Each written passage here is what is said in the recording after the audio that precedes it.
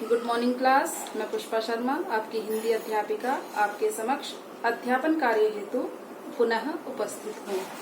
तो आज का हमारा जो पाठ का विषय है वह है पद के भेद। इससे पूर्व हमने शब्द के भेद के विषय में पढ़ा और शब्द की परिभाषा और पद की परिभाषा के विषय में भी हम जान चुके हैं। तो आज हम पद के भेद के विषय में अध्ययन करेंगे। इस पाठ को आरंभ करने से पूर्व आप पहले गृह कार्य नोट कर लीजिए। सकर्मक और अकर्मक क्रिया के 10-10 उदाहरण लिखिए। चलिए हम शुरू करते हैं अपना पाठ। पद के भेद। पद के कितने भेद होते हैं? पद के 5 भेद होते हैं: संज्ञा, सर्वनाम, विशेषण, क्रिया और अव्यय। संज्ञा किसे कहते हैं? सबसे पहले हम संज्ञा के विषय में अध्ययन करेंगे। संज्ञा क्या होती है? किसी व्यक्ति, वस्तु या स्थान के नाम को हम क्या कहते हैं? संज्ञा कहते हैं। अब संज्ञा के कितने भेद होते हैं? व्यक्तिवाचक, जातिवाचक, भाववाचक, समूहवाचक और द्रव्यवाचक। तो सबसे पहले व्यक्तिवाचक संज्ञा के विषय में जान लेते हैं कि व्यक्तिवाचक संज्ञा क्या होती है। व्यक्तिवाचक संज्ञा जिन शब्दों से किसी विशेष व्यक्ति, विशेष प्राणी या किसी विशेष स्थान या वस्तु का बोध होता है उन्हें हम व्यक्तिवाचक संज्ञा कहते हैं। जैसे व्यक्ति में महात्मा गांधी, मदर टेरेसा, स्थान में लखनऊ, अलवर, दिल्ली इत्यादि, और वस्तु में क्या आ जाएगा? ताजमहल आदि। इसके बाद आता है हमारा जातिवाचक संज्ञा। जातिवाचक संज्ञा क्या होती है? जातिवाचक संज्ञा में जो शब्द किसी प्राणी, पदार्थ या समूह की जाति का बोध कराते हैं उसे हम क्या कहते हैं? जातिवाचक संज्ञा कहते हैं। जैसे पशु, पर्वत, शहर आदि जातिवाचक संज्ञा के अंतर्गत आते हैं। तीसरा हमारा आता है भाववाचक संज्ञा। भाववाचक संज्ञा क्या होती है? जो शब्द किसी भाव, दशा, गुण, धर्म, अवस्था आदि का बोध कराते हैं उन्हें हम भाववाचक संज्ञा कहते हैं। नेक्स्ट आता है हमारा समूहवाचक संज्ञा। समूहवाचक संज्ञा कौन सी होती है? जो शब्द किसी समूह या समुदाय का बोध कराते हैं उन्हें हम समूहवाचक संज्ञा हैं। जैसे भीड़, परिवार, सेना इत्यादि। नेक्स्ट आता है हमारा द्रव्यवाचक संज्ञा। द्रव्यवाचक संज्ञा क्या होती है? जिन शब्दों से किसी द्रव्य या धातु का बोध हो उन्हें हम द्रव्यवाचक संज्ञा कहते हैं। जैसे मिट्टी, पीतल, दूध, घी, चावल इत्यादि। ये हमारे क्या हुए? संज्ञा के भेद हुए। और जो मैंने परिभाषाएं बताई हैं उनके आधार पर आप पहचान सकते हैं कि ये व्यक्तिवाचक संज्ञा है, जातिवाचक संज्ञा है, भाववाचक है, समूहवाचक है या द्रव्यवाचक संज्ञा है। इसके बाद आता है हमारा सर्वनाम। सर्वनाम किसे कहते हैं? जो शब्द संज्ञा के स्थान पर प्रयुक्त किए जाते हैं उन्हें हम सर्वनाम कहते हैं। जैसे मैं, हम, तुम, आप इत्यादि। ये क्या है? सब सर्वनाम है। ये सर्वनाम का सबसे पहला भेद क्या है? पुरुषवाचक सर्वनाम। पुरुषवाचक सर्वनाम क्या होता है? किसी बात को कहने वाले, सुनने वाले या जिसके बारे में बात की जाए उसे हम क्या कहते हैं? क्या कहते हैं? पुरुषवाचक सर्वनाम कहते हैं। जो शब्द हमें इनके विषय में बताते हैं। जैसे मैं, हम, तुम इत्यादि। ये सब क्या है? पुरुषवाचक सर्वनाम है। इसमें पुरुषवाचक सर्वनाम के 3 भेद होते हैं। कौन कौन से होते हैं? उत्तम पुरुष, मध्यम पुरुष और अन्य पुरुष। उत्तम पुरुष कौन सा होता है? जो बात को कहने वाला होता है। जैसे मैं, हम इत्यादि। दूसरा आता है इसका भेद मध्यम पुरुष। मध्यम पुरुष कौन होता है? जो बात को सुनने वाला होता है वो मध्यम पुरुष कहलाता है। जैसे तू, तुम, तुम्हारा, वो सब क्या हुआ? पुरुषवाचक सर्वनाम हुआ। तीसरा कौन सा है इसका भेद? अन्य पुरुष। अन्य पुरुष कौन होता है? जिसके बारे में बात कही जाए वही अन्य पुरुष कहलाता है। ऐसे कौन होते हैं? वह, वे, उन्हें, उन्होंने इत्यादि। इसके बाद सर्वनाम का भेद आता है निजवाचक सर्वनाम। निजवाचक सर्वनाम क्या होता है? जो सर्वनाम स्वयं अपने लिए प्रयुक्त किया जाता है उसे हम निजवाचक सर्वनाम कहते हैं। जैसे आप, अपना, स्वयं, खुद। ये जो शब्द हमें क्या कह रहे हैं, ये क्या बता रहे हैं कि ये अपने लिए प्रयोग किए जा रहे हैं और निज का अर्थ क्या होता है, अपना। तो इसके कारण क्या है, ये निजवाचक सर्वनाम है।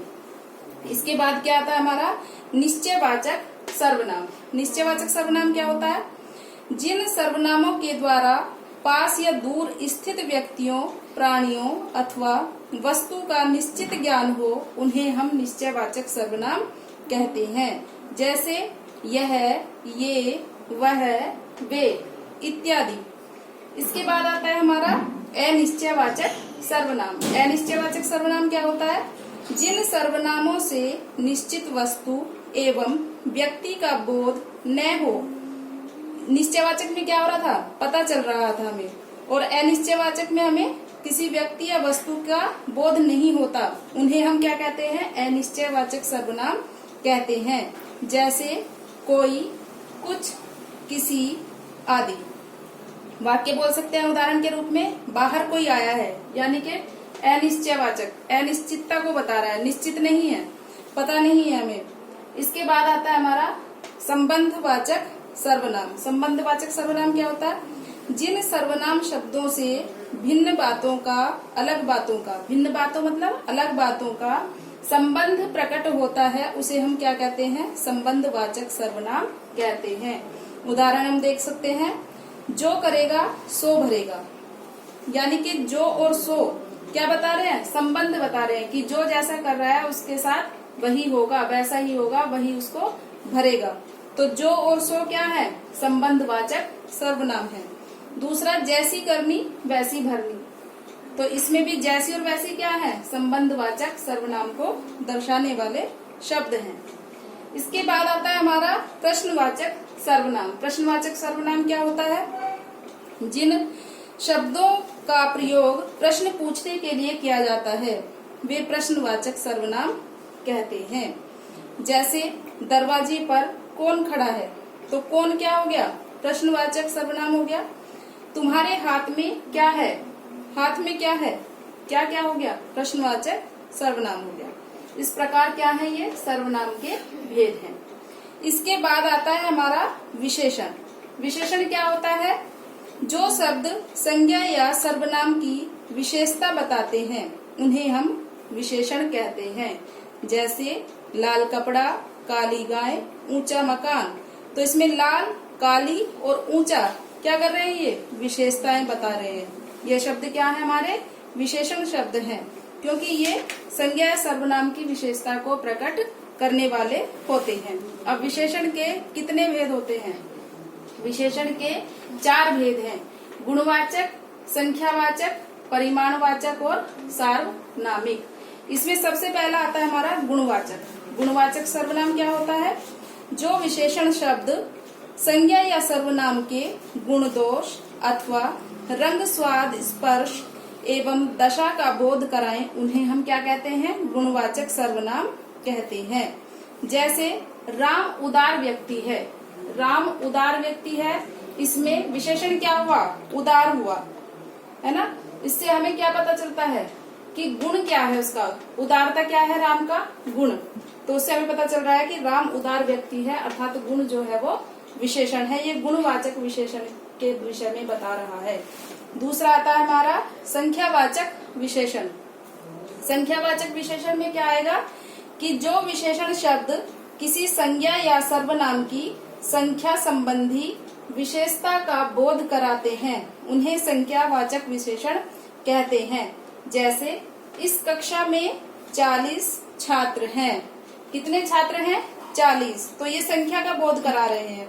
वह मुझसे 2 गुना लंबा है। 2 गुना का क्या अर्थ हुआ कि दुगना लंबा है, 2 गुना ज्यादा लंबा है। तो यहाँ पर दुगना शब्द क्या बता रहा है, विशेषता बता रहा है। तो इस प्रकार हमारा ये क्या हुआ, संख्यावाचक सर्वनाम। इसके बाद नेक्स्ट आता है हमारा परिमाणवाचक सर्वनाम विशेषण। परिमाणवाचक विशेषण क्या होता है कि जिन विशेषण शब्दों से संज्ञा या सर्वनाम की मापतोल या मात्रा का बोध हो, उन्हें हम परिमाणवाचक विशेषण कहते हैं। जैसे रमेश 10 लीटर दूध लाया है। तो 10 लीटर ये क्या बता रहा है, मात्रा को बता रहा है, परिमाणवाचक। परिमाणवाचक का मतलब क्या होता है, जिसे मापतोल या परिमाण बताया जाता है कि कितना है। तो यहाँ पर 10 लीटर क्या है, परिमाणवाचक विशेषण है। नेक्स्ट आता है हमारा सार्वनामिक विशेषण।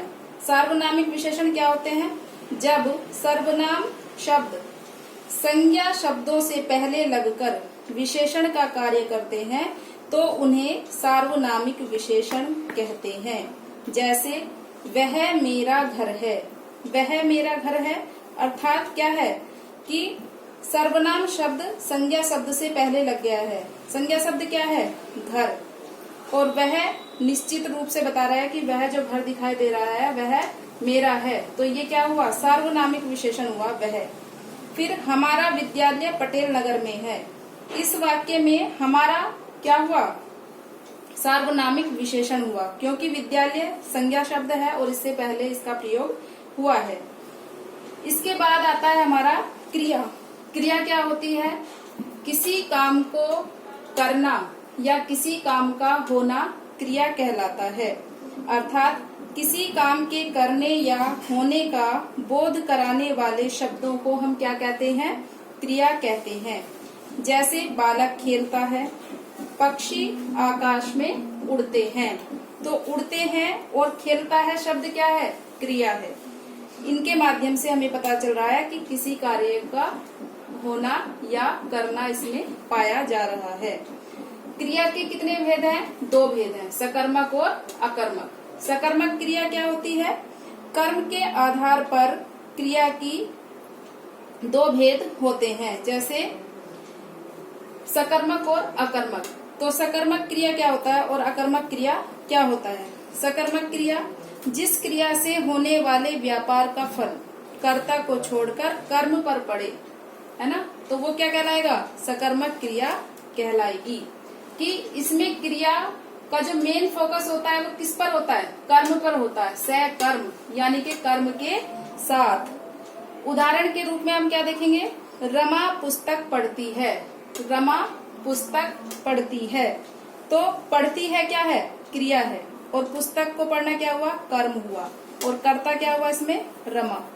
तो इसमें क्रिया का किस पर हो रहा है फोकस, पुस्तक पर, पुस्तक को पढ़ रही है। वैसे ही मोहन दूध पीता है, पीता है क्या है, क्रिया है, और कर्म क्या हो रहा है इसमें, दूध को पीना। तो ये क्या है, सकर्मक क्रिया है। अब इसके बाद देख लेते हैं अकर्मक क्रिया क्या होती है। अकर्मक क्रिया क्या होती है, जिन वाक्यों में कर्ता के साथ कर्म का प्रयोग नहीं होता उन वाक्यों में क्रियाएं अकर्मक होती हैं। जैसे गीता दौड़ती है, इसमें खाली क्रिया है और कर्ता है कि गीता दौड़ती है, गीता दौड़ रही है, तो कर्म इसमें नहीं है। तो ये क्या है, कौन सी क्रिया है, अकर्मक क्रिया है। वैसे ही बच्चा हंसता है, बच्चा क्या कर रहा है, क्रिया कर रहा है, क्रिया क्या है, हंसना। तो बच्चा हंसता है, क्या क्रिया हुई, अकर्मक क्रिया। इसके बाद आता है हमारा अव्यय। नेक्स्ट आता है हमारा अव्यय। अव्यय क्या होते हैं, अव्यय ऐसे शब्द होते हैं जिन पर लिंग वचन कारक काल का कोई प्रभाव नहीं होता, वो अव्यय शब्द कहलाते हैं। अव्यय के कौन कौन से भेद हैं, क्रिया विशेषण, संबंध बोधक, समुच्चय बोधक, विस्मयादि और निपात। क्रिया विशेषण क्या होते हैं, क्रिया विशेषण में जो अविकारी शब्द क्रिया की विशेषता बताते हैं उन्हें हम क्या कहते हैं, क्रिया विशेषण शब्द कहते हैं। जैसे मोहन धीरे धीरे जाता है, जाना क्या है, क्रिया, और धीरे धीरे क्या हुआ, क्रिया विशेषण। वैसे ही आता है हमारा संबंध बोधक। संबंध बोधक क्या होता है कि जो अव्यय संज्ञा या सर्वनाम शब्दों के साथ आकर उनका संबंध वाक्य के अन्य शब्दों के साथ बताते हैं उन्हें हम संबंध बोधक कहते हैं। जैसे धन के बिना जीवन व्यर्थ है, तो बिना क्या है, संबंध बोधक शब्द है। वैसे ही थर्ड हम देखते हैं समुच्चय बोधक। समुच्चय बोधक क्या होता है, जो अव्यय 2 शब्दों, 2 वाक्यांशों अथवा 2 वाक्यों को जोड़ने का काम करते हैं उन्हें हम समुच्चय बोधक योजक भी कहते हैं। समुच्चय बोधक बोलेंगे या फिर योजक शब्द बोलेंगे। वो कैसा होता है, धीरे बोलो ताकि कोई सुन न ले। नेक्स्ट आता है हमारा विस्मय आदि बोधक। जो अव्यय विस्मय, घृणा, हर्ष, लज्जा, पीड़ा, दुख आदि मनोभावों का बोध कराते हैं, उन्हें हम क्या कहते हैं? विस्मय आदि बोधक अव्यय शब्द कहते हैं। जैसे वाह क्या छक्का मारा है, या शाबाश ऐसे ही उन्नति करते रहो। ये क्या हुआ? हमारे विस्मय आदि बोधक शब्द हुए। इसके बाद आता है हमारा निपात।